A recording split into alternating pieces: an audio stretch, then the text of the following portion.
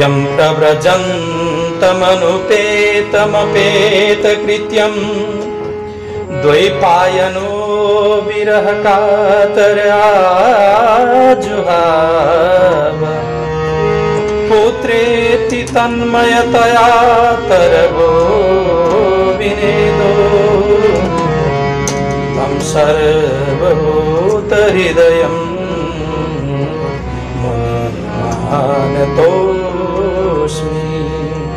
तं सर्वभूतहृदयं मुनिमानतोऽस्मि।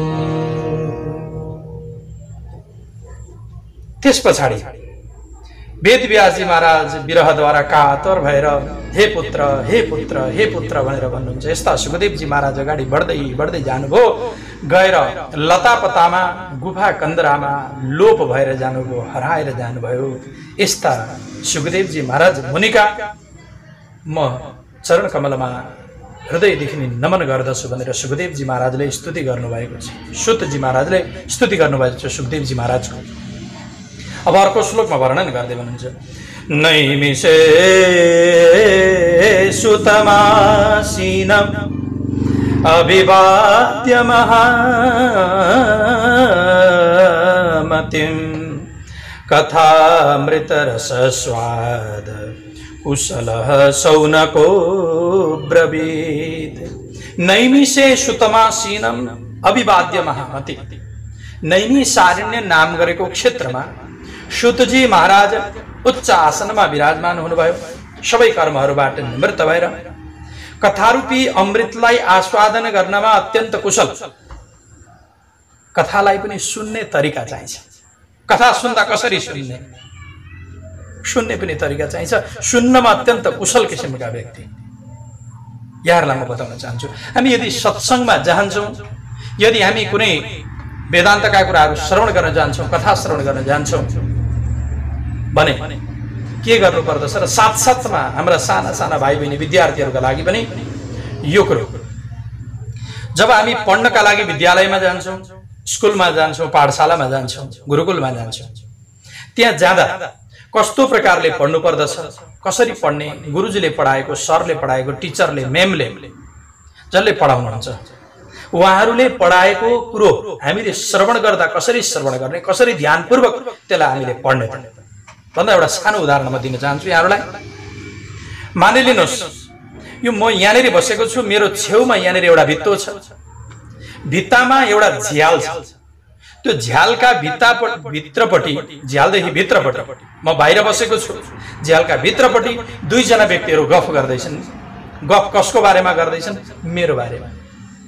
म माथि दोषारोपण गरिरहेका छन्, फलानु यस्तो थियो, फलानु उस्तो थियो, यस्तो रहेछ फलानु, उस्तो रहेछ फलानु भनेर मेरो बारेमा कुरो गर्दैछन्, मेरो निन्दा भइरहेको छ। अब सज्जन वृन्द भन्नुहोस् त, मेरो निन्दा भइरहेको छ भने त्यो कुरालाई म कसरी सुन्छु, कति ध्यान दिएर सुन्छु। उसले 10 वटा कुरा गरेको छ भने म अरू त्यसमा 2-4 वटा थपेर भरे प्रस्तुत गर्न सक्दछु। तसर्थ पढ्ने विद्यार्थीले तथा सत्संग श्रवण गर्न जानेवाला व्यक्तिहरूले कसरी सुन्नुपर्छ त भन्दा निन्दा सुने जस्तो गरेर सुन्नु पर्दछ। उसले केही पनि बिर्सिदैन, उसलाई सबै कुरो याद हुन्छ। सत्संग श्रवण गर्दा यसरी सुन्नु पर्दछ र सत्संग सधैँभरि गर्नु पर्दछ, सधैँभरि श्रवण गर्नु पर्दछ। र यस्तो सत्संग श्रवण गर्नमा अत्यन्त कुशल, कथारूपी अमृतको आस्वादन गर्नमा अति कुशल शौनकजी महाराजले अब यहाँ प्रश्न गर्नुभयो। के प्रश्न गर्नुभयो त?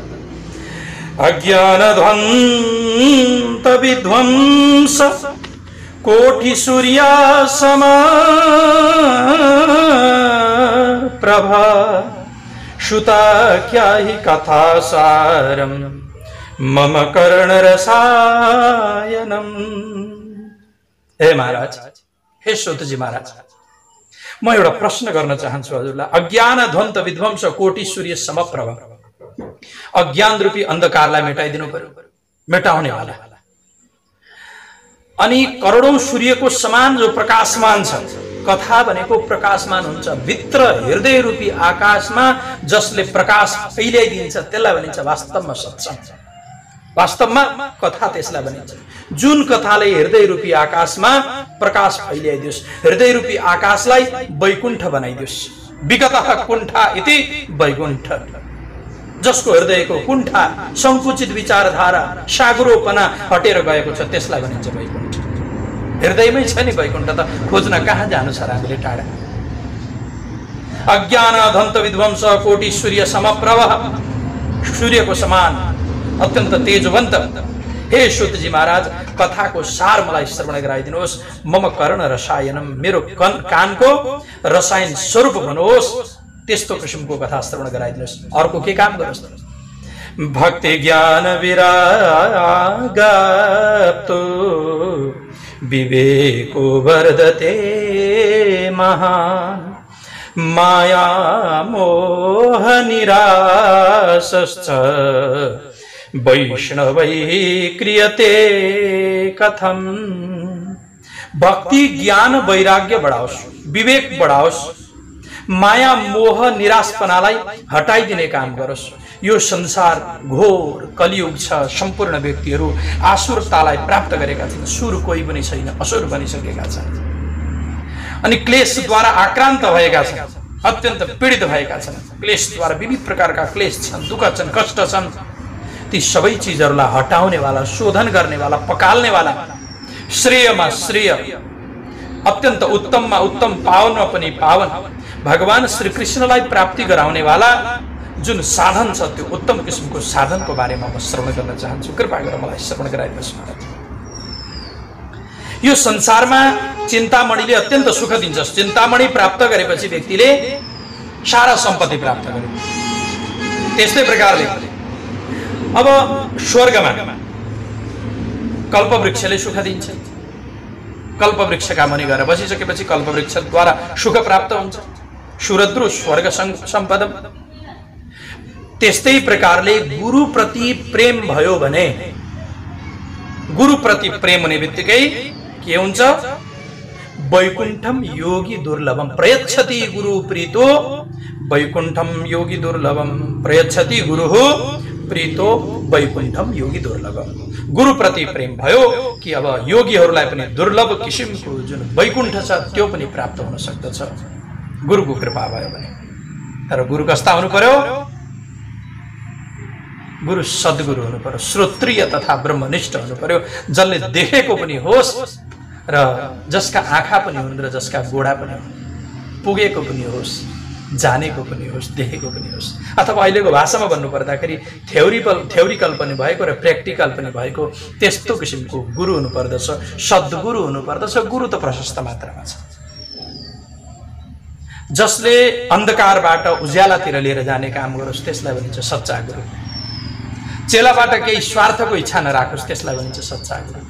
चेलाले मलाई यो देला अनि मलाई यस्तो किसिमको मेरो काम होला भन्ने इच्छा राख्छ भने त्यसलाई सच्चा गुरु भनिँदैन।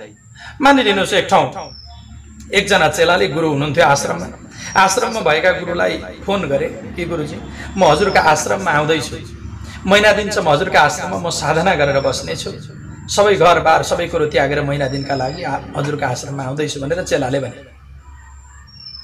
त्यति बेला गुरुका मनमा के चल्यो? मेरो पनि आश्रम छ, चेलो बडा ठुलो छ, करोडौँपति छ।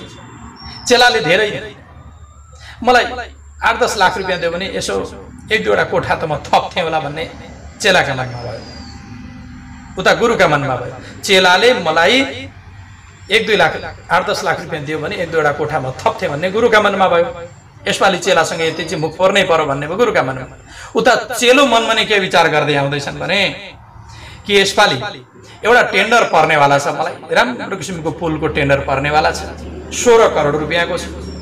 यदि त्यो टेन्डर मेरा हातमा लाग्यो भने 1-2 करोड रुपियाँ मेरा पनि हुन्थे भन्ने चेलाका मनमा भयो र गुरुजीसँग यही आशीर्वाद लिनु पर्यो, यही आशीर्वाद माग्नु पर्यो भन्ने चेलाका मनमा भयो। भने अब के हुन्छ? लोभी गुरु लालची चेला दोनों का नरक में ठेलाम ठेला। लोभी गुरु भए, चेला लालची भए भने दुवैजनाको नरकमा गएर तिनीहरूको एकदम बडा दुर्दशा हुन्छ, नारकीय गतिलाई उनीहरूले प्राप्त गर्ने गर्दछ। तसर्थ गुरु पनि लालची किसिमको हुनु भएन, लोभी हुनु भएन। चेलाले पनि गुरुका सन्निधिमा गएर कुनै प्रकारका भौतिक पदार्थहरूलाई, सांसारिक पदार्थहरूलाई माग्ने चेष्टा गर्नु भएन। माग्नै मन लाग्छ गुरुसँग भने एउटा चिज माग्ने, हे गुरुदेव म जान्दिनँ, म कहाँबाट आएँ, कसरी आएँ, मैले गर्नुपर्ने कर्तव्य के हो म जान्न सक्दिनँ, मैले बुझेको छैन, कृपा गरेर मलाई बाटो बताइदिनुहोस्। म बाटो हेरिरहेको छु, कुन बाटोबाट मैले जाँदा ठिक होला, म कहाँबाट आएँ, मैले जानुपर्ने कहाँ हो। गुरुसँग गएर यो माग्नु पर्दछ, सांसारिक चिजहरू होइन, भौतिक चिजहरू होइन। भौतिक चिजहरू त अरू देवताहरूले पनि दिन सक्दछन्। गुरुसँग त आध्यात्मिक वस्तु माग्ने हो, जसले याद होस्, जसद्वारा हामी कल्याणलाई प्राप्त गर्न सकौँ। त्यस्तो किसिमको चिजको गुरुसँग माग्नु पर्दछ। संसारका चिजहरूलाई मागेर कदापि हुँदैन। तसर्थ यहाँ के भन्नुभयो, चिन्तामणि र लोक सुखम सुरद्रु स्वर्ग सम्पदम। यो संसारमा चिन्तामणिले सुख दिन्छ। चिन्तामणिको स्वभाव कस्तो हुन्छ, फलामलाई छुवाइदियो भने त्यो फलाम सुन भन्दछ। सुन प्राप्त गरेपछि व्यक्ति धनवान हुन्छ।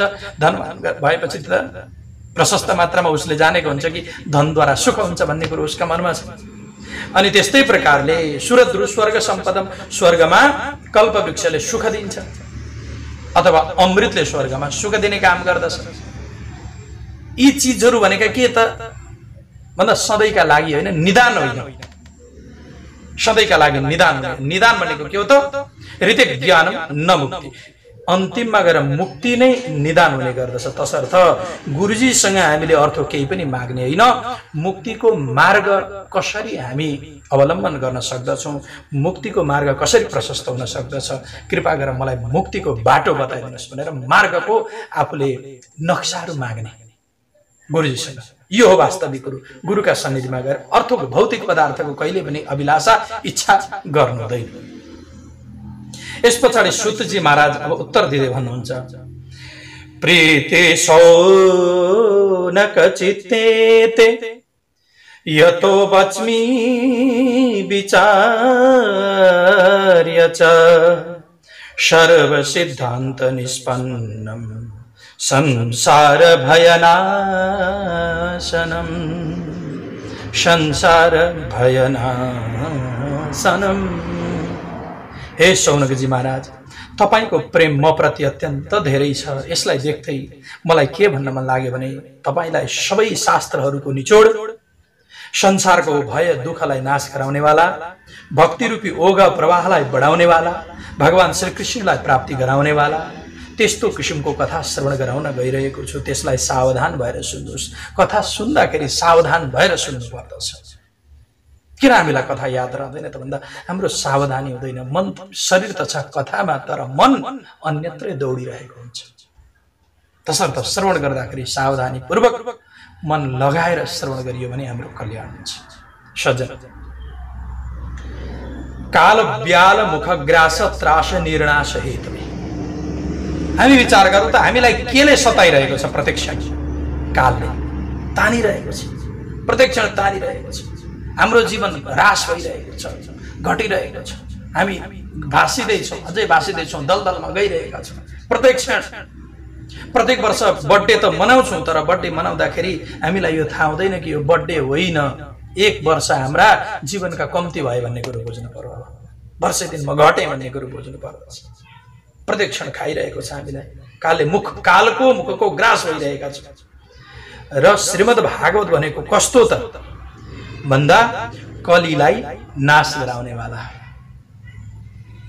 कलिलाई, कलियुगलाई नाश गराउनेवाला, कलिको जुन प्रकारको अप्ठ्यारो स्थिति छ त्यसलाई नाश गराउनेवाला। तसर्थ मन शुद्ध गर्नका लागि हतपत मन शुद्ध हुन सक्दैन। जन्म जन्मान्तरको पुण्यको उदय भएपछि मात्रै श्रीमद् भागवत श्रवण गर्ने हामीले सौभाग्य प्राप्त गर्दछौँ। नत्र भने भागवत सुन्नका लागि त जान्छौँ, कथामा गइयो अनि के भयो कथामा, अरू सबै कुरो त भयो तर अलिक नाच्न पाइएन। कथामा जाँदा नाच्न पाइँदैन। कथा त सुन्नका लागि पो त हो, नाच्नका लागि हो र। ठिक छ, आफ्ना ठाउँमा ठिक छ, भाव विभोर भएर यदि नाच्ने नि हो भने नाम संकीर्तनमा पनि नाच्न सक्नु पर्यो नि। मात्रै डाङ्गा र ढुङ्गामा मात्रै होइन। नाम संकीर्तनमा पनि जो नाच्न सक्दछ झुम्नु पर्दछ, बाहिर देखावटी होइन, हृदयदेखि नाच्नु पर्दछ। हृदय नाचोस्, मन नाचोस्, त्यो चाहिँ वास्तविक नाच हो। मन शुद्ध हतपत हुन सक्दैन। कथा जस्तो मन शुद्धि गराउनेवाला अरू कुनै साधन छैन। जन्म जन्मान्तरको पुण्यको उदय भएपछि मात्र श्रीमद् भागवत श्रवण गर्ने हामीले सौभाग्य प्राप्त गर्दछौँ। परीक्षितजी महाराज कथा श्रवण गर्नका लागि भनेर सुखदेवजी महाराजका सन्निधिमा पुग्नुभयो, गङ्गाजीका किनारामा। त्यसै बेलामा देवता अमृतको कलश लिएर टुप्लुक्क त्यहाँ आइपुगे अनि अमृतको कलश देखाउँदै सुखदेवजी महाराजलाई नमस्कार गर्दै भन्न थाले, स्वकार्य कुशलाहा सुराहा।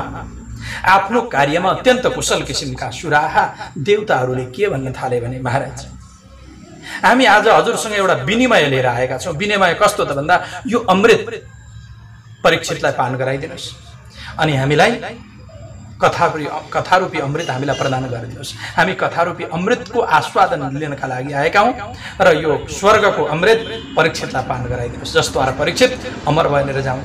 तक्षक नागले डसे तापनि परीक्षितलाई कुनै प्रकारको फरक नपरोस्, त्यस्तो किसिमको काम गरिदिनुहोस् महाराज। हामी यही कुरो लिएर आएका छौँ हजुरको सन्निधिमा भनेर। यसरी जब देवताहरूले भने त्यति बेला सुखदेवले विचार गर्नुभयो, एकचोटि जो बिमारी छ, बिमारी मान्छेले कुन दबाई खान चाहन्छ त्यो चाहिँ विचार गर्नु पर्यो नि त।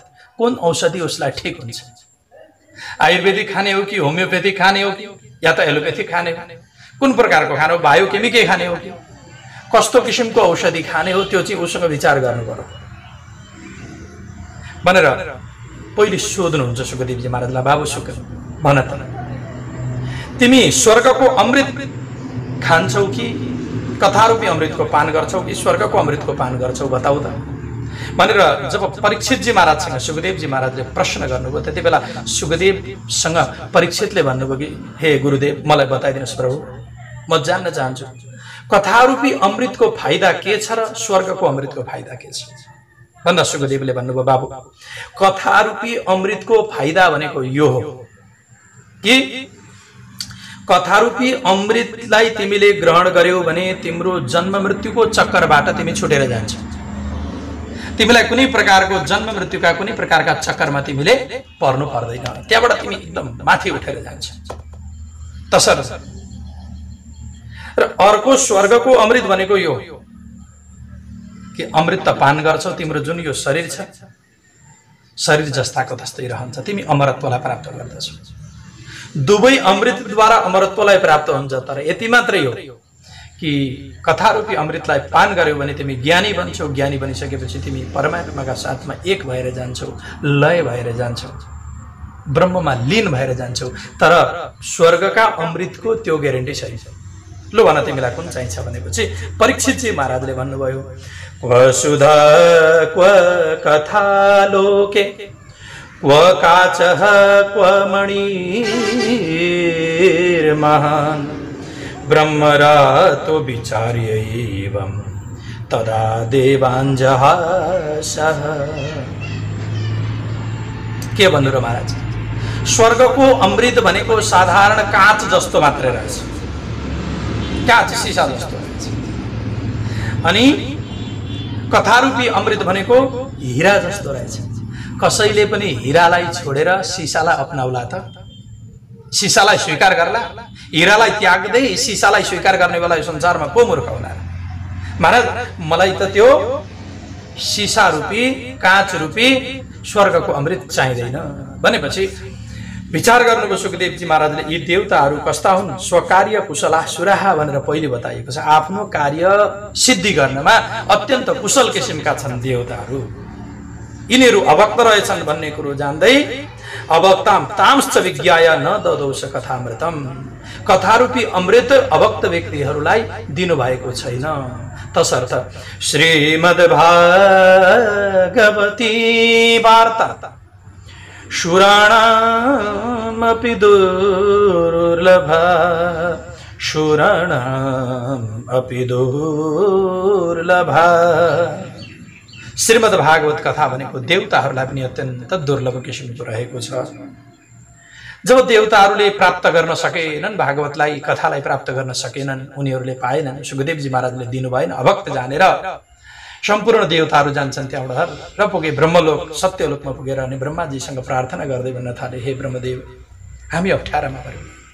सुखदेवजी महाराजले हामीलाई कथारूपी अमृत पान गराउनु भएन, कारण के हो हामीले बुझ्न सकेका छैनौँ महाराज भनेर यसरी प्रार्थना गर्दाखेरि ब्रह्माजीले भन्नुभयो, बाबु हेर के हुँदैछ।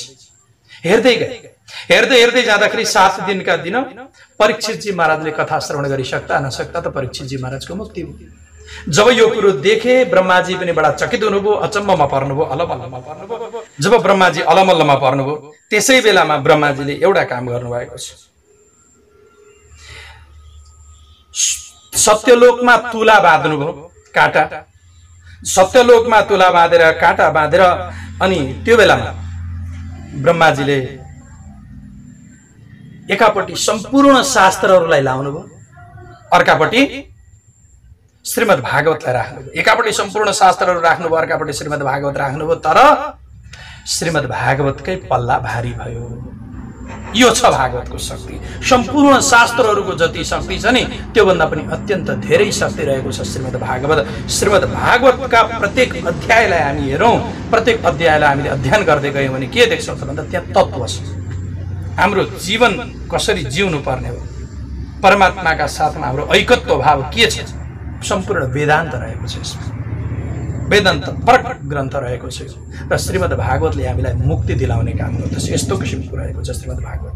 त्यसै दिनदेखि अनि के भन्यो त भन्दा, मेनिरे भगवद्रूपम शास्त्रम भागवतम कलौ पठनात् श्रवणात् सद्यो वैकुण्ठ फलदायकम। यसलाई पाठ गर्नाले, श्रवण गर्नाले पनि वैकुण्ठ जस्तो उत्तम फललाई प्राप्त हुन्छ। श्रीमद् भागवतमा यो शक्ति रहेको छ। यद्यपि श्रीमद् भागवत नारद मुनिले पहिले नै श्रवण गरिसक्नु भएको थियो ब्रह्माजीद्वारा, तथापि नारद मुनिको यसलाई सनकादि मुनिद्वारा नै नारद मुनिले फेरि श्रवण गर्नुभएको छ र सनकादि कुमारहरूले सनक, सनन्दन, सनातन, सनत कुमार आदिद्वारा श्रवण गर्नुभएको छ। र यो प्रसङ्गलाई हामी फेरि पुनश्च अर्को हाम्रो भेटमा यसलाई हामी श्रवण गर्दै जानेछौँ। कस्तो प्रकारले नारद मुनिले श्रवण गर्नुभएको रहेछ, किन श्रवण गर्नुपर्ने आवश्यकता पर्यो, यो सबै प्रसङ्गहरूलाई हामी यहाँभन्दा अगाडिको प्रसङ्गमा श्रवण गर्नेछौँ भन्दै अहिलेसम्मका यी कथावस्तुहरूलाई यही विश्राम दिँदै फेरि भोलि पुनश्च हाम्रो मिलन हुनेछ भन्दै अब यही विश्राम दिन चाहन्छु। हस्त।